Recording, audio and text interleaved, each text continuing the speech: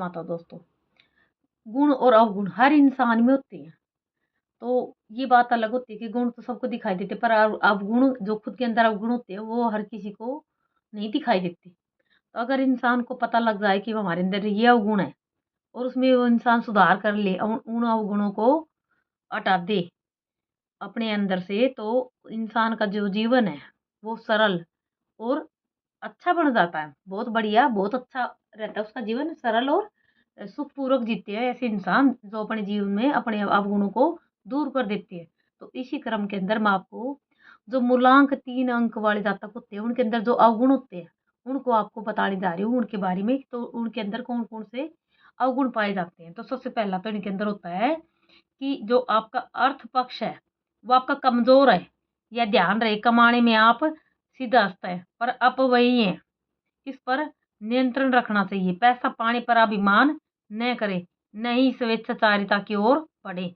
भूल कर भी उधार न तो दें, और यदि दे भी तो खूब सोच समझ कर वह व्यक्ति की पहचान कर दे, और ज़्यादा खर्चे पर पाबंदी करें अपनी। और दूसरा, यात्राएं आप यथासंभव करते रहें। यात्राएं आपके भाग्योदय का कारण बनती हैं। यात्राएं लाभ देती हैं, नए संपर्क सूत्र जुड़ते हैं यात्राओं से, और यात्रा से मानसिक शांति भी आपको प्राप्त होती है। और तीसरा गुण होता है आपका, आपके जीवन में आकस्मिक धन लाभ का योग नहीं है, अतः व्यर्थ सट्टा जुआ लॉटरी शेयर्स में पैसा खर्च ना करें। अविलंब धनी बनना चाहते हैं, जो कतई संभव नहीं होता। व्यर्थ ईर्ष्या भाव को भी न पनपने दे, यह आपके व्यक्तित्व को धूमिल कर देता है। और चौथा गुण होता है आपके अंदर, एक साथ एकाधिक एक से अधिक कार्य करने की प्रवृत्ति छोड़ दें। इससे आप प्राय हानि हुई उठाते आता है। एक एक कर अपने कार्य करें, इससे अधिक व शीघ्र सफलता प्राप्त होगी।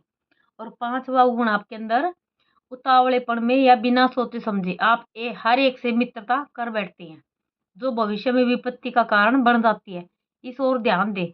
भली प्रकार इस बात को सोच ले कि मित्र धोखेबाज, चालबाज या स्वार्थी तो नहीं है। ऐसा तो नहीं कि वे आपसे गलत, अनैतिक या अशोभनीय कार्य करवा लें। और छठा आपके अंदर अवगुण होता है, जो आपका काम है वो मस्त दिमाग का काम होता है, अतः शांत रहें। कोई ऐसा कार्य न करें जिससे क्रोध उत्पन्न हो और मानसिक संतुलन आपका बिगड़ जाए। और छठा अवगुण होता है, अपनी स्वार्थपरता को भी छोड़ने का प्रयास करें।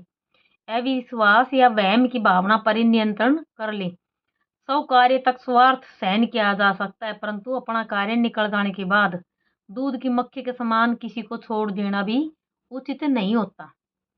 और छठा अवगुण आपके अंदर, तर्क आपके अच्छे वजनदार होते हैं, पर कई बार व्यर्थ की जिद में आकर कुतर्क कर दूसरों पर हावी होने का प्रयास करते हैं।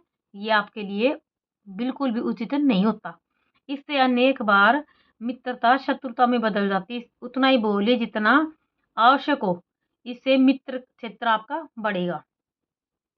और सातवां आपके अंदर जो अवगुण होता है वो होता है, वासना भोग लिप्सा पर भी आप संयम रखें। भोग की अधिकता के कारण आप अनेक बार अनेक आंतरिक गुप्तांग संबंधी रोगों को भी आमंत्रित कर बैठते हैं। और आठवां गुण आपका आपके अंदर, आपको भोजन पर भी नियंत्रण रखना चाहिए। अधिक मिर्च मसाले वाली तली भुनी चीज खाने से रोगों को निमंत्रण देते हैं, अतः संयमित भोजन करें। और नौवां आपके अंदर जो अवगुण होता है वो होता है, आप अपनी हट व जिद के आगे किसी की बात नहीं सुनते हैं। यह ठीक नहीं होता। इसी कारण कई बार घर गृहस्थी में कलह का वातावरण बन जाता है। स्वयं की पत्नी या पति या संतान तक के प्रति अविश्वास शोभायुक्त नहीं माना जा सकता। जय माता दी।